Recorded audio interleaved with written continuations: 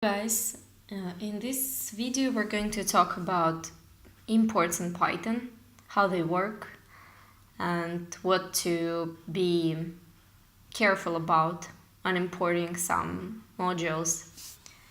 For that, let's head on to IPython. So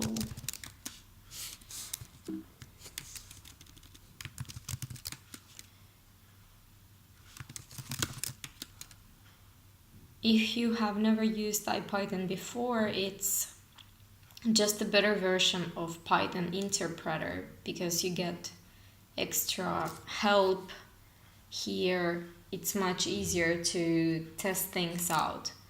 Well, you'll see it while we're recording here.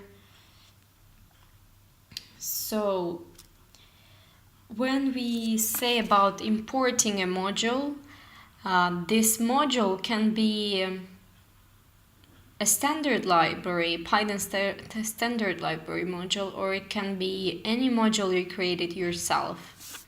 So a file that has a Py extension is a module which you could import. Let's try to import some standard library module, let's say random. When we import that, it means we bring to our namespace some new methods of this random module. So let's say random. Let's see what we got with the random. There's tons of different methods and attributes that we can now use. So let's say random shuffle. So it's a bound method, as you can see. Now let's try to create our own module. Let's say we call it test2.py. Apparently I have this file already created. And here we define some variables. Let's say var1 equals 2, var2 equals 5, then we print var1, and then we create var3, which is var1 plus var2. Okay, let's save it and close it. Now let's try to import the file, the module that we created. So let's import that. And yes, it got imported. You can see it because the variable 2 was printed here. So if we head back to our test3 module, you can see that actually variable 1 was printed. As you can see here, there's a line print var1. Okay.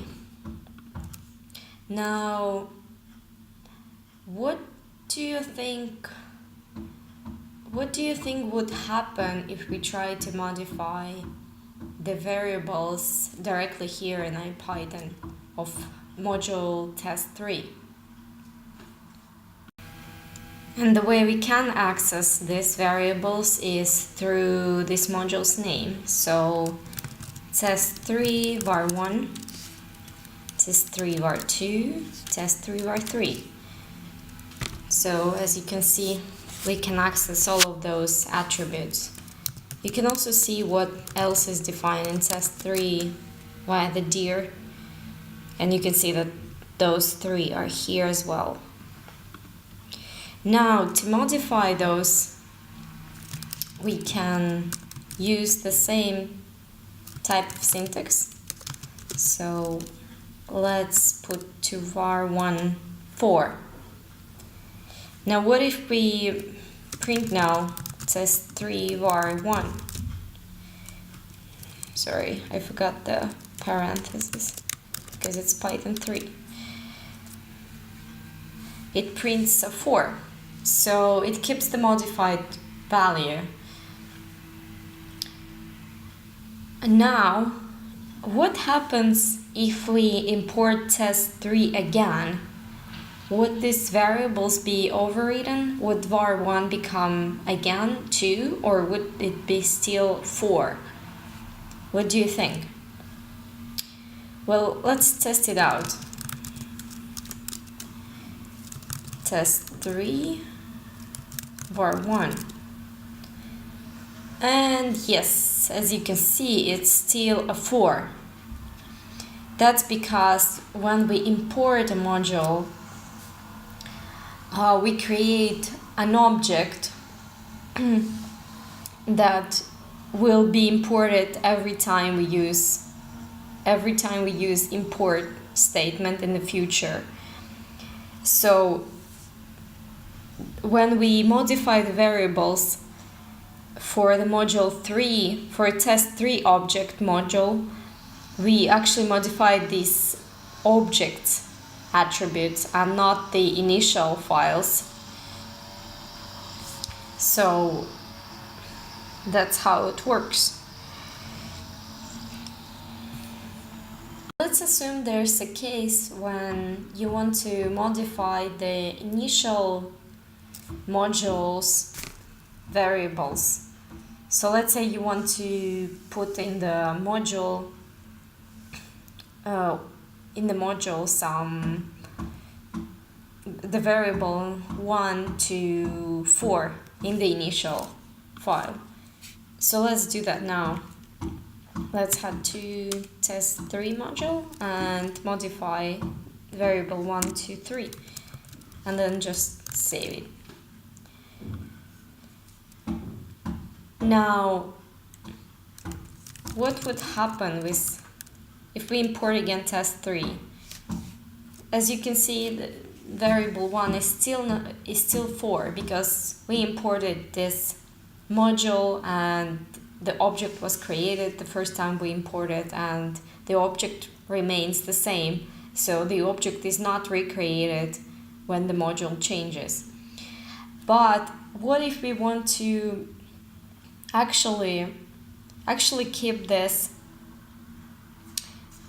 refreshing? So in case the module changes, we want the variables to be changed. So these cases could be useful when you're running a server and some of the files change and the server keeps running, and it should be able to recognize when some modules are changing dynamically. For that, Python 3 has imp module, which could be used to reload a module. So it has a method reload, which we could use. Yes, you can see that module was reloaded. And as you can see, we got 3 printed instead of 2 as it was before. So if we access variable number 1, you can see that it's 3. That's about it for module imports. It was a quick, short video to show you how imports work. I will have another one which goes a little further and explains a little bit more about the imports. But thanks for watching this, and click like if you like this video and subscribe to my channel. Thank you.